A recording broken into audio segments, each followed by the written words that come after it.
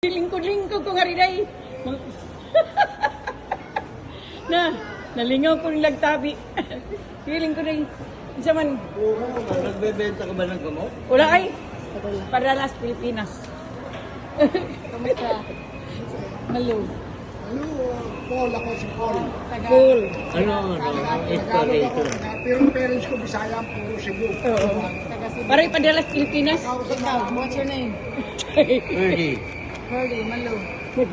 Gitanaw naman ni imong ipadaday. Inspection. Inspection naman eh. Next year. Sa mga kaha. Binata ho ako. Binata. Pero, maganda na. Ito, binata. 2 beses na ako nag- Ikaw rin binata. Ano tanong ninyo? Hindi niya Ilocana, Bisaya yan. Pwede Bisaya. Hindi naman ako Binata Ilocano daw eh. siya. What is your question?